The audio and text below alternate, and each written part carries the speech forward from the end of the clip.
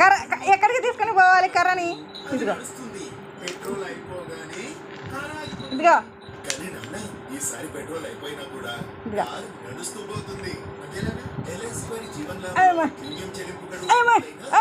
జారిపోతుంది కర్ర.